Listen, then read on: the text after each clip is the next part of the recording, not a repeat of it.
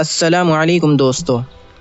आज सुबह जब आप अपनी आंखें खोलते हैं, मोबाइल ऑन करते हैं या टीवी का कोई न्यूज़ चैनल लगाते हैं तो आपको क्या दिखता है? हर तरफ सिर्फ एक ही तमाशा, एक ही राग और एक ही कौम पर 2400 घंटे निशाना, यानी मुसलमान। मीडिया के स्टूडियो से लेकर नेताओं के नफरती बयानों तक आज देश में एक ऐसा माहौल बना दिया गया है जैसे मुसलमान इस मुल्क में कल सुबह ही आए हैं या इस वतन की मिट्टी पर उनका कोई हक ही नहीं है। एक सोची समझी स्क्रिप्ट के तहत समाज में ये बात फैलाई जा रही है कि मुसलमानों ने हिंदुस्तान को सिर्फ लूटा, यहाँ के खजानों को बर्बाद किया और चले गए। लेकिन दोस्तों, आज हम यहाँ किसी नेता के खोखले भाषण सुनने नहीं आए हैं। आज हम नफरत की इस दुकान पर ताला लगाने आए हैं। आज बात किसी अफवाह पर नहीं बल्कि भारत सरकार के खुद के असली डेटा, आज़ादी के इतिहास के पन्ने और दारुल के उलमाओं द्वारा बताए गए उस सच के साथ होगी जिसे आज हमारी किताबों से जान पूछकर मिटाने की साजिश हो रही है। आज हम सबूतों के साथ जानेंगे किस वतन की मिट्टी के लिए आज मुसलमानों को कटघरे में खड़ा किया जाता है।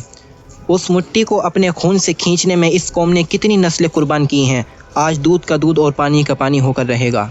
बात शुरू करते हैं वहाँ से जब ये हिंदुस्तान अलग अलग छोटे छोटे राज्यों में बटा हुआ था और राजा आपस में लड़ रहे थे।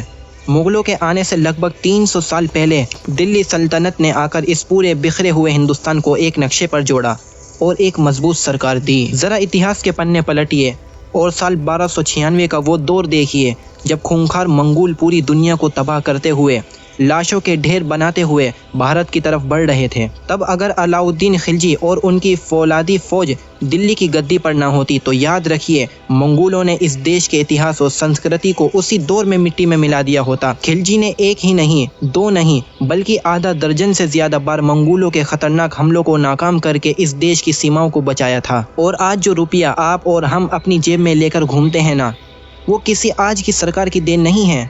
साल 1540 में शेरशाह सूरी ने इस देश को रुपया नाम का सिक्का दिया था जो आज भी हमारी करेंसी है।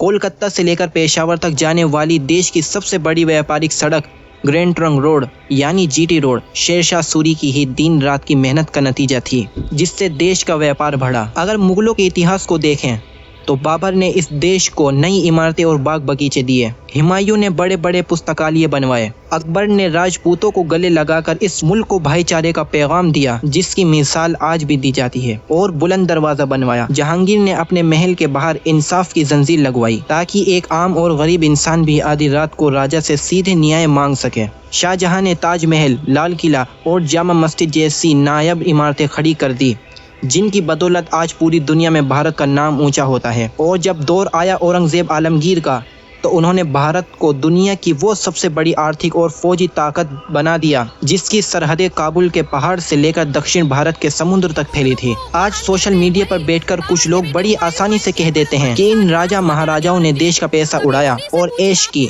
लेकिन जरा ठहर कर मुगलों की निजी जिंदगी, वो ईमानदारी और सादगी देखिए जिससे सुनकर आज के बड़े बड़े ईमानदार लोग भी पानी पानी हो जाएं। ये झूठ फैलाया जाता है कि ताजमहल या लाल किला जैसी बड़ी इमारतों को बनाने में मजदूरों से जबरदस्ती काम कराया गया, जबकि सच ये है कि इतिहास के पुराने दस्तावेज गवाह हैं कि 22,000 से ज्यादा कारीगरों और मजदूरों को पूरे 20 साल तक सोने और चांदी के सिक्कों में हर महीने पूरी सैलरी देकर काम पर रखा गया था।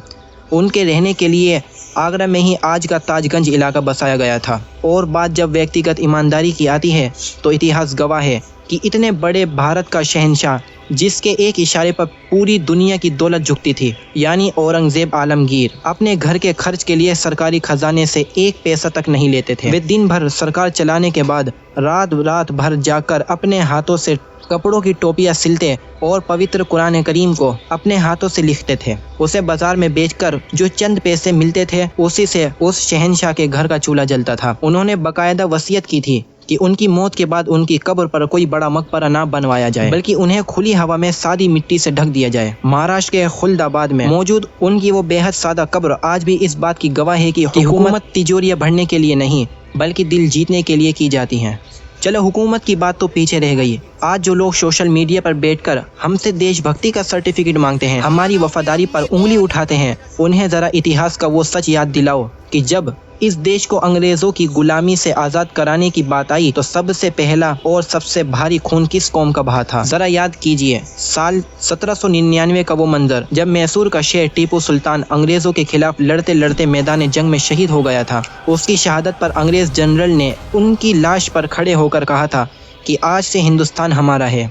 यानी अंग्रेज भी अच्छी तरह जानते थे कि जब तक ये मुसलमान रास्ते रोके खड़े हैं, इस देश को गुलाम बनाना नामुमकिन है। साल 1857 की पहली क्रांति को देखिए, जब दिल्ली के आखिरी मुगल बादशाह बहादुर शाह जफर के बेटों के सिर काटकर अंग्रेजों ने उन्हें थाली में परोस कर दिए थे, फिर भी उस 81 साल के बूढ़े बादशाह ने घुटने नहीं टेके और रंगून की जेल में मरना कबूल किया, पर देश का सौदा नहीं किया। दारुल देवबंद और देश के उलमाओं का इतिहास उठाकर देखिए, शामली के मैदान में मौलाना कासिम नानोतवी और हाफिज जामीन शहीद जैसे उलमा अंग्रेजों की तोपों के आगे सीने तान कर खड़े हो गए। रेशमी रुमाल आंदोलन चलाने वाले शेखुल हिंद हजरत मौलाना महमूद हसन को अंग्रेजों ने माल्टा की जेल में खतरनाक यातनाएं दी, उनकी चमड़ी उधेड़ दी, बर्फ की सिलिया पर सुलाया, लेकिन उन्होंने वतन से गद्दारी नहीं की। आज दिल्ली के इंडिया गेट पर जिन 95 से ज्यादा स्वतंत्रता सेनानियों के नाम लिखे हैं, उनमें से 61,000 से ज्यादा नाम सिर्फ और सिर्फ मुसलमान के हैं। जिस कौम ने इस वतन की आज़ादी के लिए पेड़ों पर अपनी लाशें लटकते देखी हों,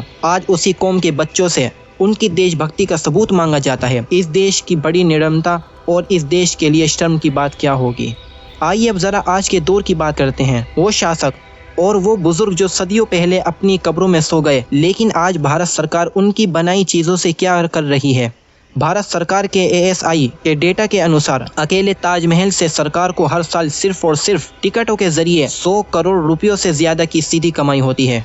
दिल्ली का लाल किला और कुतुब मीनार हर साल सरकार के खजानों में 60 से 80 करोड़ रुपये का रेवेन्यू जोड़ते हैं। और सिर्फ भारत की बात क्यों करें, इन ऐतिहासिक इमारतों की वजह से आज आगरा और दिल्ली के अंदर होटल चलाने वाले, टूरिस्ट गाइड, ऑटो रिक्शा वाले, ढाबे वाले और सामान बेचने वाले लाखों हिंदू और गैर मुस्लिम भाइयों के घरों में चूल्हा जलता है, उनकी कमाई होती है। जब भी दुनिया का कोई बड़ा नेता जैसे अमेरिका के राष्ट्रपति भारत आते हैं तो हमारी सरकार उन्हें बड़े गर्व से ताजमहल दिखाने ले जाती है। और हर साल 15 अगस्त को हमारे देश के प्रधानमंत्री किसी और इमारत पर नहीं बल्कि मुगलों के बनाई इसी लाल किले की प्राचीर से ही तिरंगा फहराते और देश को संबोधित करते हैं। अगर वे सिर्फ लुटेरे होते तो अंग्रेजों की तरह सब कुछ समेटकर लंदन ले गए होते। वे अपनी तिजोरियां खाली करके भारत की मिट्टी को सदा के लिए अमर नहीं बनाते। तो दोस्तों, सच्चाई यही है कि मुसलमान ने इस देश से सिर्फ लिया नहीं है, बल्कि इस देश को अपना खून, अपनी जवानी, अपनी दौलत, अपनी कला और एक ऐसी शानदार विरासत दी है कि जिसे कभी मिटाया नहीं जा सकता।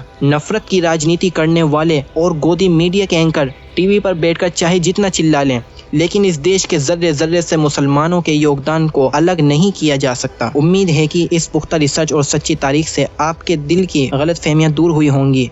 इस वीडियो को हर उस इंसान तक शेयर कीजिए जो टीवी की नफरत देखकर बहक जाता है। सच को सामने लाना हम सब की जिम्मेदारी है। वीडियो को लाइक करें और कमेंट में अपनी राय जरूर दें। जज़ाकल्लाह। अस्सलामु अलैकुम व रहमतुल्लाहि व बरकातुहू।